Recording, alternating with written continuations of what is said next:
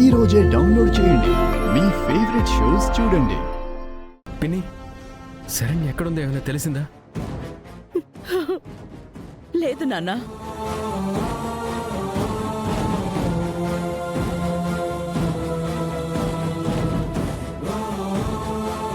చాలా చోట్ల చూశాను. ఆచూకీ కనుగొనడానికి ప్రయత్నించాను, కానీ ఏ ఉపయోగం లేదు.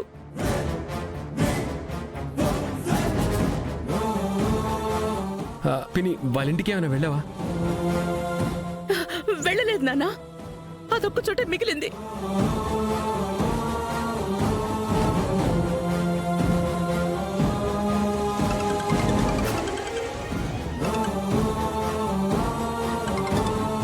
చెప్పమ్మా ఆనంద. అన్నయ్య, శరణ్ ఎక్కడికి వచ్చిందా? లేదమ్మా. ఏమ్మా, ఇంట్లోంచి ఏమైనా బయటకెళ్ళిందా?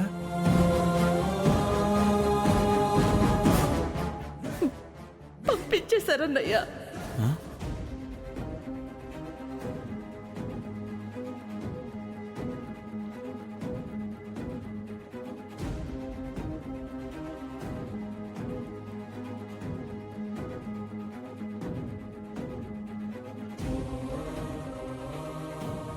నేను ఇంటికి వచ్చేసరికి తను ఇంట్లో లేదు. ఇప్పటి వరకు శరణ్య గురించే వెతికి వచ్చాను. మీకు తెలిసిన వాళ్ళ ఇంటికి వెళ్ళిందేమో, ఒక్కసారి కనుక్కోండి. ఉంటాను. శరణ్యని ఇంట్లోంచి పంపించేయడం ఏంటి? నా బిడ్డ ఎక్కడికి వెళ్ళి ఉంటుంది?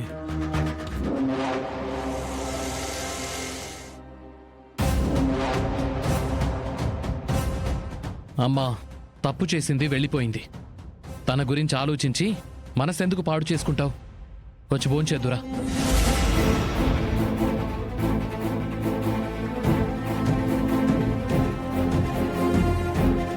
నా గురించి ఎందుకులే నాన్నా, నువ్వు తింటున్నావు కదా. నా కడుపు నిండిపోయింది.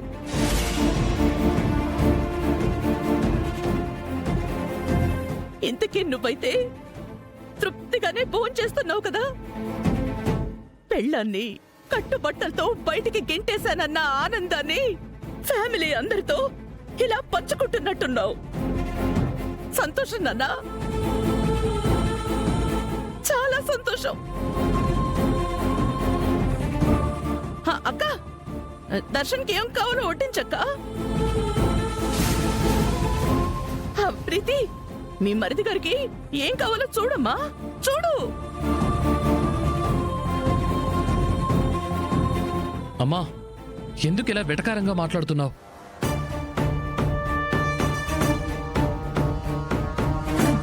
వెటకారమా? గుండె మంటతో మాట్లాడుతున్నాను దర్శన్.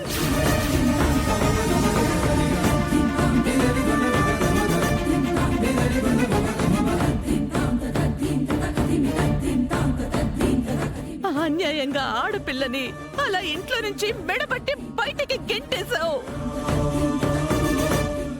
గుండె మంటతో మాట్లాడుతున్నాను.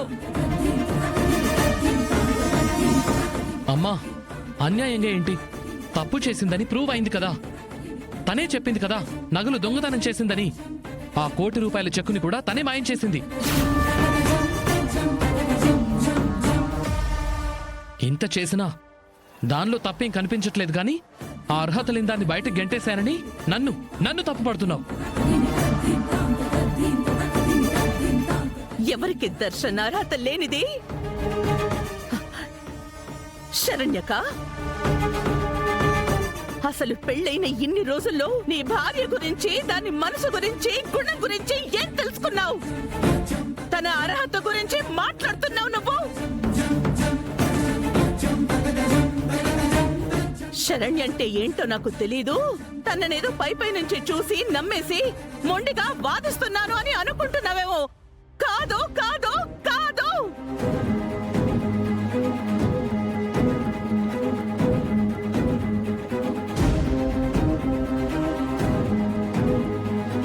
శరణ్య వ్యక్తిత్వం, స్వచ్ఛత, ఈ ఇంటికి కోడలిగా తనకున్న అర్హత ఈ కుటుంబానికి ఈ వంశానికి మేలు చేస్తుందని నేను నమ్మాను కాబట్టే శరణ్య నీ భార్యగా నీ జీవితంలోకి వచ్చింది.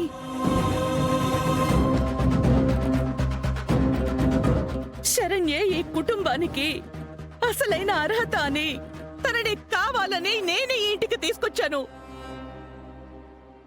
అంతేగాని నా ఆస్తి ఐశ్వర్యాలు చూసి తనకి తానే నా కోడలుగా రావాలని ప్లాన్ చేసుకుని రాలేదు తను.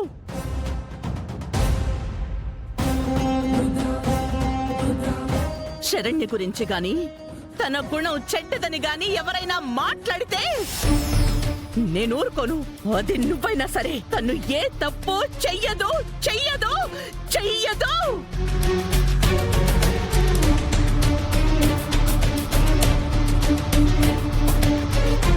ఏ తప్పు చెయ్యదు అంటే చేసిన తప్పు ఒప్పైపోతుందా?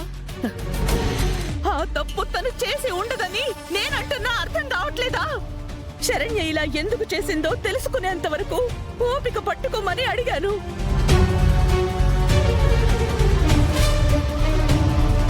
తనివాడ నగలు తాకట్టు పెట్టింది అని తలా మాట అంటున్నారు కానీ ఎందుక పని చేసుంటుంది, ఎవరి కోసం చెయ్యాల్సి వచ్చింది అని తన మంచితనం వైపు నుంచి ఎందుకు మాట్లాడటం లేదు, ఎందుకు ఆలోచించడం లేదు?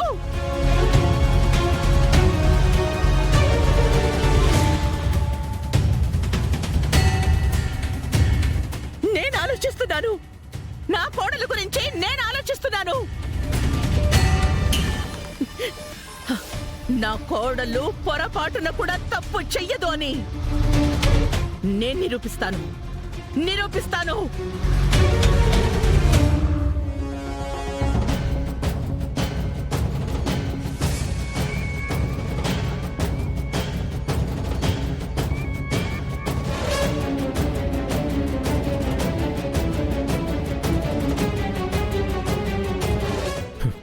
నీ మాట నిజమని నాకు తెలిసిన నోరు విప్పలేని పరిస్థితి నాది.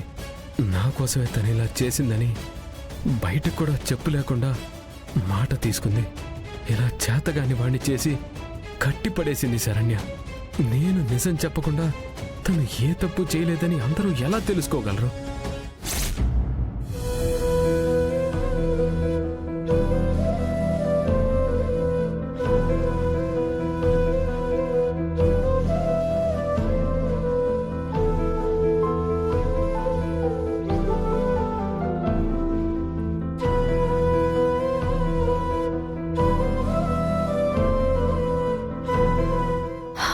లేదు, ఆయన నన్ను ఇంటి నుంచి బయటకు పంపించేశారని బాధపడుతూ ఇలా ఎంతకాలం బ్రతకాలి?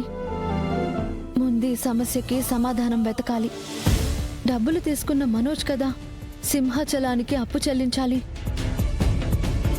అతను సైడ్ అయిపోయి ఆ స్థానంలో బావగారు ఇరుక్కుపోవడం ఏంటి?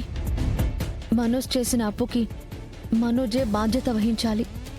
మనోజ్ చేతి ఆ డబ్బు కట్టించి మా ఇంటి నగల్ని విడిపించాలి.